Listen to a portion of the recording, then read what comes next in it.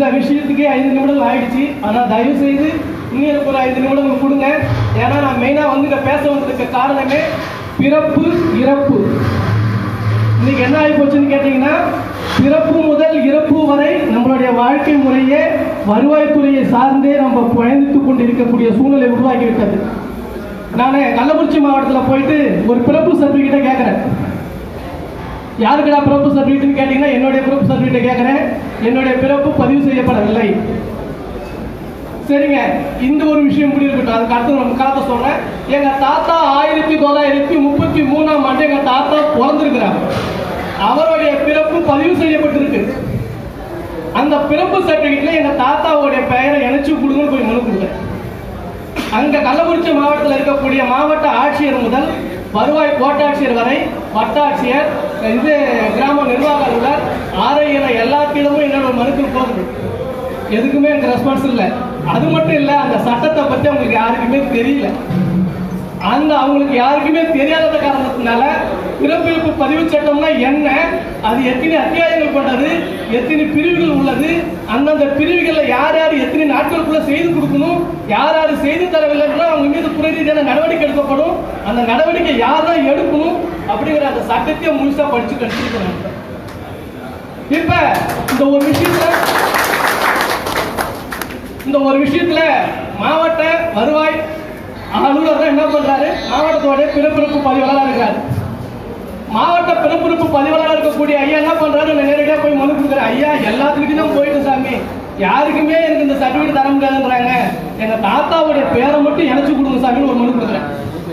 அவர் என்ன கேட்கிற முதல் கேள்வி, ஏயா உன் தாத்தாவுடைய பிறந்த செவிக்கு உனக்கு எது கேட்பா? ஏன்னா என் தாத்தாவை செத்துக்கிட்டார். 33ல பிறந்தாரு, 93ல என் தாத்தா செத்துட்டார். செத்த ஆளுக்கு எதுக்கெல்லாம் பிறந்த சர்டிஃபிகேட் கேட்கற நீ, அதுக்கெல்லாம் பேரை பதிவு செய்து தர சொல்லணும்னு கேட்ட உடனே நான் சொன்னேன், ஐயா என் தாத்தா இன்னொரு தாத்தாவுடைய தம்பி இருக்கிறாரு, அவரு திருமணம் ஆகாம செத்து போயிட்டாரு ஐயா, அவருக்கு நான் ஒரு வாரிசு சர்டிஃபிகேட் கேட்டு உங்க சின்ன சேலம் தாலுகா ஆபீஸில் தான் சார் போய் மனு கொடுத்தேன். அந்த இடத்துல அவங்க தாய் பெயரும் தந்தை பெயரும் பதிவு செய்ய வேண்டும் அப்படின்னு ஒரு சட்டம் வந்ததுனால அவங்க தாய் பெயரும் தந்தை பெயரும் நான் ஆயிரதையா சொல்ல முடிஞ்சது. அவங்களுக்கு முன்னாடி இறப்பு சர்டிஃபிகேட் என் கையில இல்லை, அதனால எனக்கு தரமாட்டேன்றாங்க. இப்ப அதை தேடுதலாக வைத்து நான் தேடப்பட்டதுதான் 9/10/2022 இந்த எங்க தாத்தாவுடைய பிறப்பு சர்டிஃபிகேட் நான் போய் எடுக்கிறேன். அதுல இருந்து நான் அலையிறேன், ஐயா எனக்கு யாருமே தர மாட்டேங்கிறாங்க அப்படின்னு சொல்லி கேட்கும்போது என்ன சொல்றாரு, ஒருத்தர் உள்ள நுழையிறாரு. அப்புறம் யாருன்னா ஆர்டிஓ பிஓ ரேங்க்ல உள்ள ஒரு ஐயா உள்ள வராரு. யோ உனக்கு வேற வேலை இல்லையாப்பா, 1933ல பிறந்த சர்டிஃபிகேட் சொல்றாரு, சட்டமே 1969ல தான் வந்துச்சு, வெளியே போடாதுங்க. அப்புறம் கோச்சிக்காதீங்க சாமி அப்படின்னு சொன்னேன். நான் 10வது ஃபெயில் சாமி, கோச்சிக்காதீங்க அப்படின்னு சொல்லிட்டு பிறப்பிறப்பு பதிவு சட்டம் வெள்ளக்கார காலத்திலே 1927 வந்துருச்சுங்க. அது மட்டும் இல்ல, சென்னை மாகாணம் என்று சொல்லக்கூடிய இடத்துல 1891 முதல்ல ஒரு மகனை, ஒரு ஆண் மகனுடைய பிறப்பு பதிவு செய்யப்பட்டிருக்குன்னு சொன்னாங்க. என்னடா என்னென்னவோ சொல்றான் அப்படின்னாங்க. அப்பதான் நான் சொன்னேன், வெள்ளக்காரன் சட்டத்துல வந்ததுனால தான் என் தாத்தா 33ல பிறந்தா அவன் பேருக்கு அவன் பதிவு செய்யப்பட்டிருக்கு, ஒரு சர்டிபிகேட் இருக்குதாங்க. இப்ப தமிழ்நாடுல இந்தியான்னு ஒன்று உருவாகி 1969ல பிறப்பிறப்பு பதிவு சட்டத்தை வெளியிடப்பட்டு அதுல திருத்தங்கள் அத்தியாயங்கள் 5 என்றும் சட்டங்கள் 31 என பிரித்து வைக்கப்பட்டது. இந்த சட்டத்தின்படி 14 படியும் விதி 2000ல போடப்பட்ட விதி 10(1) கீழே என் தாத்தா பேர் தலை விதி பதிவு செஞ்சா கொடுத்தாருன்னு சொல்றேன். அதனால எதுவுமே பேசல. உடனே அந்த தாசில்தாரை கூப்பிட்டாரு. அவன் கேட்கறது என்னன்னு முதல்ல பாருங்க, பார்த்து செஞ்சாலும் அதெல்லாம் அவன் சட்ட விதிகள்லாம் சொல்றான், அது என்னன்னு பாருங்க. அப்பயும் பாருங்க எனக்கு செஞ்சு தரல. சரி இதுக்கு நான் இன்னும் என்னதான் செய்யறது அப்படின்னு பார்த்துட்டு நிறைய இடங்கள்ல நான் போய் கேட்கும்போது என்ன விட கேள்வி கிடைக்குதுன்னா, கொடுக்க வேண்டியதை ஒழுங்கா கொடுத்துருந்தாக்கா அவன் எப்பயோ அவன் சர்டிஃபிகேட் கொடுத்துருப்பாயா, ஏயா நீ வேற கொடுக்காம கிடக்குற அப்படின்னு. எனக்கு அதை கொடுக்கறதுல ஈடுபாடு இல்லைன்னு அவங்களுக்கும் தெரியும். அவன் பாக்கிறாச்சு கொடுக்க மாட்டான். கொடுக்காத அதற்கு போய் நம்ம எப்படி செய்யறது அவங்களுக்கு வருத்தம். சரிங்க, அந்த 2ஆம் நிலை வாரிசு சர்டிஃபிகேட் நான் கேட்கும்போது ஒரு விஷயம் நடக்குது. ஏன்னா அந்த விஷயத்தை இன்னும் காலம் நேரம் ஆச்சுன்னா யாரும் வருத்தப்பட்டுக்காதீங்க.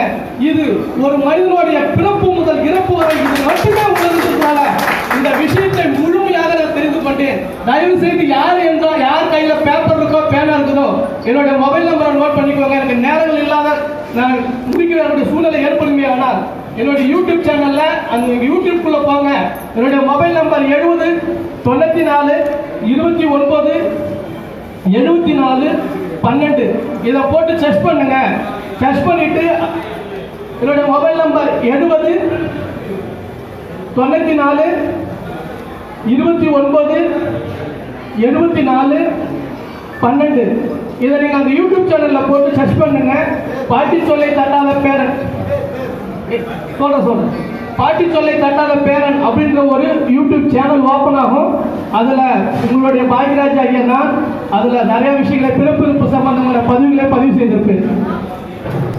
அதுல என்னன்னு பாத்தீங்கன்னா, இப்ப இந்த இவ்வளவு விஷயத்தை நான் சொல்லும் போது ஒரு பெரிய அழுத்தத்தை கொடுத்தது பிற்பாடு ஐயா வந்து சங்கராபுரத்துல ஒரு கூட்டம் போட்டார். அந்த கூட்டத்துக்கு நான் போயிருந்தேன். போகும்போது அப்பதான் ஐயா வந்து அந்த ஆயுத புத்தகத்தை வெளியிட்டார். அந்த ஆயுத புத்தகம் வெளியிடுகின்ற போது இதுதான் அந்த புத்தகம் மனு ஆயுதம் என்கின்ற அந்த புத்தகத்தை 10 ரூபாய் இயக்கத்தோடைய மாநில பொதுச் செயலாளர் நல்லின விஸ்வராஜ் ஐயா தான் வெளியிட்டார். இந்த புத்தகத்திலே பார்த்தீங்கன்னா மேல இருக்கக்கூடிய ஒரு படத்துல நானும் ஒரு நபராக உட்கார்ந்துருப்பேன். இது எங்க நடந்ததுன்னு பாத்தீங்கன்னாக்கா சின்னசேலத்துல நடக்கப்பட்டது. ஆனா இது என்ன விஷயம் பாத்தீங்கன்னா, ஐயா சொன்னார் இந்த மனுல அணுவணுவா எழுதிருக்கிறாங்க விஷயத்தை. நீங்க இந்த புத்தகத்தை தயவு செய்து படித்து பாருங்கள். ஒவ்வொருவரும் எப்படி மனு செய்ய வேண்டும், அந்த மனுவின் மூலமாக எத்தனை நாட்களுக்குள்ள அவங்க வேலை செய்ய வேண்டும், அந்த நடவடிக்கை எடுக்கப்படவில்லை என்றால் எப்படி அதை மேற்கொண்டு கொண்டு செல்ல வேண்டும் என்பதை முழுமையாக அதில் சொல்லப்பட்டு அரசாணை 99 பற்றி சொல்லியிருப்பாரு, அரசாணை 81 பற்றி சொல்லியிருப்பாரு. இது எல்லா விஷயத்தையும் சொல்றது மட்டும் இல்லாம இன்னும் 99க்கு முன்னாடி உள்ள அரசாணைகளும் இருக்கிறது. அதை நான் எடுத்து வச்சிருக்கிறேன். ஆனா காலங்களால நான் அந்த விஷயத்துக்கு உள்ள போகல. இதே மாதிரி நிறைய விஷயங்களை நமக்கு எல்லாத்துக்கும் தெரியப்படுத்துவதற்காக அந்த விஷயத்தை கொண்டு வராங்க. கருவறை முதல் கல்லறை வரைக்கும் சில்லறை வேணும் சிநேகிதா. கருவறை முதல் கல்லறை வரைக்கும் சில்லறை வேணும் சிநேகிதா. கடவுளை கூட பார்க்கணும்னா காசு வேணும் சிநேகிதா. சரியா தப்பா செய்யறது சரியா தப்பா, நல்லது எது கெட்டது எதுன்னு தெரியலையப்பா, எனக்கு புரியலையப்பா.